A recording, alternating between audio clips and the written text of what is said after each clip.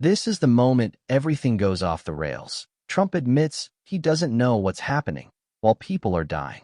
Watch this. Whole situation that's going on in Iran, really bad stuff. And Minnesota's going to have to take care of itself for a little while. We have tremendous theft and fraud going on in that state because you have an incompetent governor, grossly incompetent governor, and a corrupt governor. But we'll straighten that out. But Iran is on my mind when I see the kind of death that is happening over there, we think. So we're going to get some accurate numbers. I'll have it in about 20 minutes. We'll get some accurate numbers as to what's happening with regard to the killing.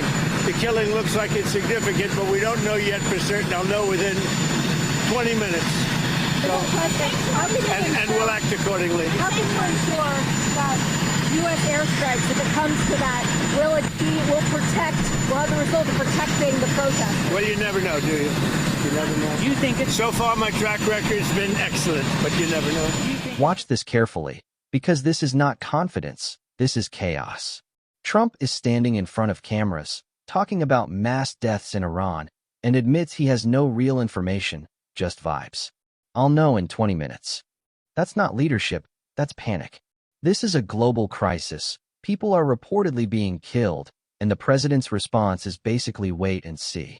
No plan, no clarity, no accountability. Just rambling, deflection, and vague threats. And notice how he pivots. 1 second it's Iran, the next it's personal grievances, governors, enemies. That's not strategy. That's someone overwhelmed and trying to regain control of the room. In moments like this, the world needs calm, steady leadership. Instead, what we're watching is a man unravel in real time, with global consequences.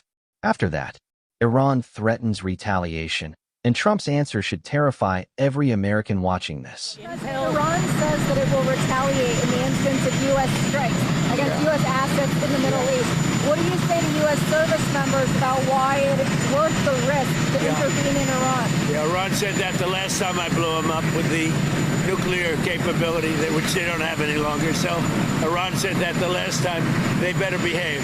The Intel stock is really high after you invested. Are you going to invest more in Intel? I like it. So, well, I don't know about Intel, but I'll invest more in other things. What other companies? As you know, Intel came to see me. They needed help. And I said, I'll help you, but I want 10% of your company to go to the United States of America. And we made, because of that deal, tens of billions of dollars. This is one of the most dangerous moments you'll see, and most people missed it. A reporter asks Trump a very direct question. Why should U.S. service members risk their lives if this escalates with Iran? That's not a gotcha. That's a basic question of responsibility. And Trump doesn't answer it. Instead, he dodges. He deflects. He brags about the past. He talks around the risk, but never once explains why American troops should be put in harm's way. That silence is the answer. Because here's the reality. Iran is openly warning of retaliation. U.S. assets in the Middle East are at risk. American lives could be on the line. And the person with the power to escalate or de-escalate refuses to even acknowledge the cost. What makes this worse is the contrast. Trump casually boasts about blowing up Iran's nuclear capability, then, moments later, acts shocked that Iran might respond. That's not deterrence. That's provocation without a plan. And listen closely to his language. There's no empathy for soldiers. No acknowledgement of families. No explanation of objectives. Just ego, bravado, and evasion. This is how conflicts spiral, not because of one decision, but because of reckless communication, mixed signals, and a leader who treats war like a negotiation tactic instead of a last resort. Presidents don't get the luxury of winging it.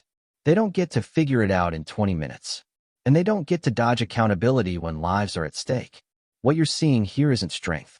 It's uncertainty disguised as confidence. And history shows that's when the most damage gets done.